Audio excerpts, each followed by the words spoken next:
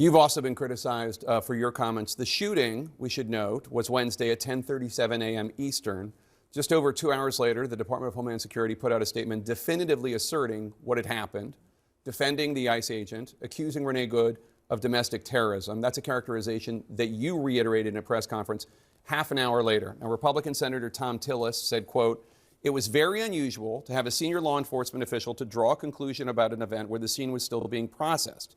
Generally speaking, law enforcement would recognize that a life was lost, that families are changed forever, the shooter's life will change forever. We're collecting video, we're trying to assess the situation." Why did you not wait for an investigation before making your comments?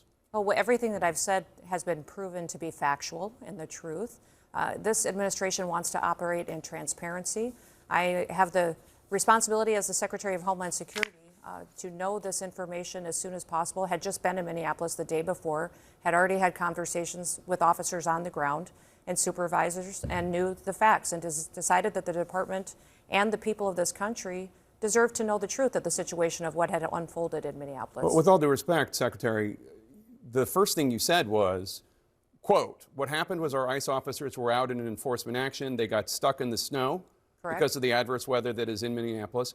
They were attempting to push out their vehicle, and a woman attacked them and those surrounding them and attempted to run them over and ram them with her vehicle.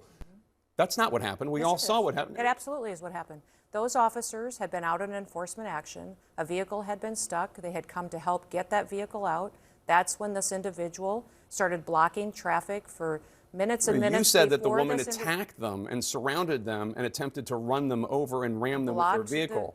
Blocked the road for a long time and was yelling at them and impeding a federal law enforcement investigation. And that's what you need to focus on, Jake, is they were breaking the law by impeding and obstructing a law enforcement operation. They were breaking the law already, and these officers were doing their due diligence and what their training had prepared them to do to make sure they were handling it appropriately. You said within hours of her being killed, you said that she was a domestic terrorist. How do you define domestic terrorist? She weaponized her vehicle to conduct an act of violence against a law enforcement officer and the public. They are doing that. How can you assert with certainty that she was trying to hurt the officer as opposed to she was trying to flee the scene?